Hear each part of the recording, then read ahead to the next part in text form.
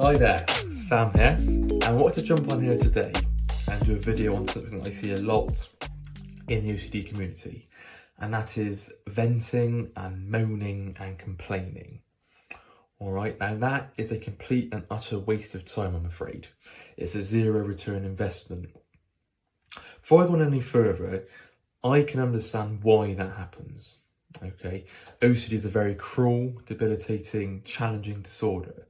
I'm not denying that. I've experienced that myself, and I can appreciate the suffering. It is very difficult, but constantly whining and complaining and feeling sorry for yourself is going to keep you stuck, and no progress will be made that way.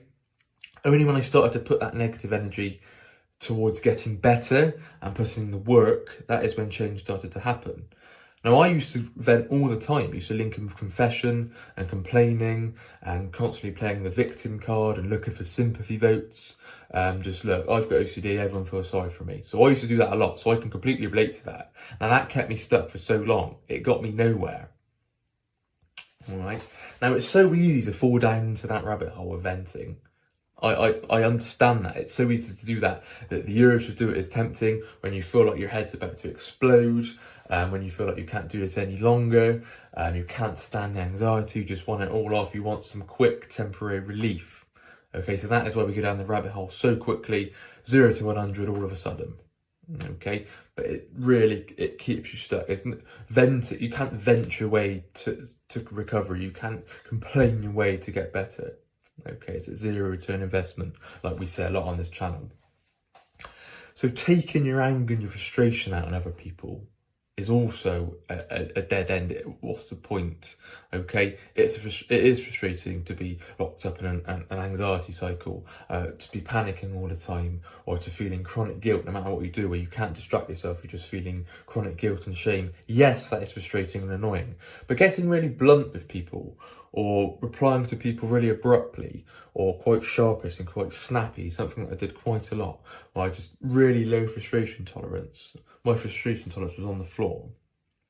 Okay, so even when I started to build that, did I become okay? I don't necessarily agree with what you're saying, but I'm listening, I'm seeing their different perspectives, and that's what comes with changing your beliefs and shifting your perspectives, working on your fears. All right, but my frustration tolerance was so low. So blaming the environment, blaming the upbringing, blaming your parents, blaming your friends, blaming everyone else for OCD. Okay, now there's no one's blame, there's no one's fault. Okay, that is the reality of life. You have OCD. People overcome all sorts of challenges, all sorts of adversities, all sorts of problems. Okay, we need to look at it as a problem to solve, as a hurdle to overcome, rather than constantly zooming in on the negative and focusing solely on the negative. Okay, it's going to keep us stuck and it's going to make recovery so much more challenging. I fell down the self-pity trap a lot, feeling sorry for myself and curling up into a ball and just crying my eyes out and going, why me? Why have I got this? Why am I suffering with POCD? Why is it latched onto this false memory of an event in the past? Why this theme? Why that theme? Oh no, please leave me alone. Just feeling sorry for yourself and just saying, look, this is the worst thing in the world. Going down the self-pity trap all the time. Yet again, understandable why I did that, but it got me nowhere. Victimizing myself, like I've already said. Everyone should feel sorry for me. Look, this is my OCD story. Yes, opening up and asking for help. That is a massive step, and it's a crucial step to do when you are suffering, of course. But it's such a thin line between asking for help and going down the venting, moaning, complaining, seeking reassurance, confessing. It's so easy just to step that line and then boom, you're going down that rabbit hole. All right, so it's getting the balance right there.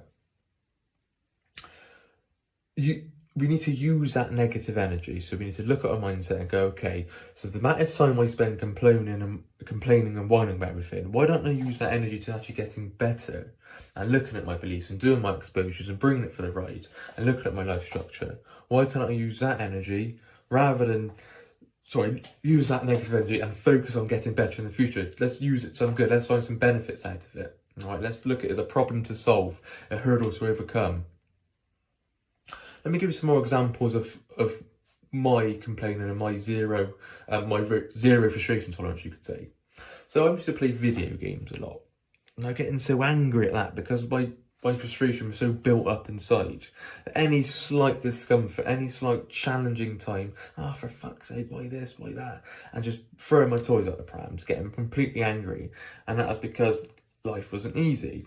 Things were difficult. I'm just using video games as an example, but anything that didn't go my way, for fuck's sake, why this, why that? And just going off in a huff. Okay, I used to ask myself, why me all the time? Only when I ask myself, why not me, did things start to change. Now have a think about that. I used to pour my heart out all the time, and this is what I mean by asking for sympathy votes, saying and trying to over-explain, trying to lecture people on how OCD works. Now, of course, we need to know how OCD operates is a key component of getting better.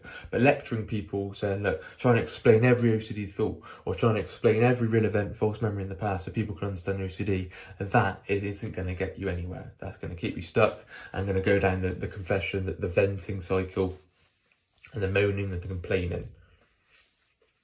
Okay, so yes, we need understanding. Yes, we need awareness of OCD. We don't need constant moaning and constant shouting and look, everyone feels sorry for me, I can't deal with this, this is the worst thing in the world. I used to talk about OCD 24/7. You asked my fiance, I used to get in from work and it used to be, this is OCD, not about how it was your day, it was alright, I've had this thought, alright, it's latched onto that in the past, right, it's this theme now, what can I do? Just constantly talking about it. Didn't give me a rest, didn't give her a rest, it was relentless. So it was getting it all off my chest. I couldn't possibly cope with having a thought coming at a certain time. I talk about having thoughts during like sexual intimacy. I still have that all the time. I needed to get all that off my chest. False memories in the past. I couldn't sit with the discomfort. I couldn't sit with the uncomfortable feelings or all of the sensations that you feel. I couldn't sit with it. I had to get all off my chest because I was searching for that quick relief all the time. Okay, so I know this video could sound quite brutal and quite tough love, but this is what we need. We need tough love on our OCD journey. Without tough love, I would not be where I am today. If I was constantly cuddled and cradled and, oh Sam, we all love you, just being showered with love, that's not going to get me anywhere. We want that, and compassion and empathy, yes, that is beneficial, but it can suddenly become, okay, you're special, you need to be cradled, you need to be wrapped up in cotton wool. Tough love really was needed from my fiance, from Rob, from my friends, to myself. Applying it to myself, that was a big step. Okay, being tough on myself, applying that discipline. Right, now I've been at rock bottom with OCD, so like I said, I completely understand why, but it needs to stop. Alright, there's no point screaming and shouting. We understand that. Alright, we need to look at focus on getting better and using that negative energy towards getting better and making positive change. Okay, there's so much hope and you can get better if you put the work in. Anyway, take care. Bye bye.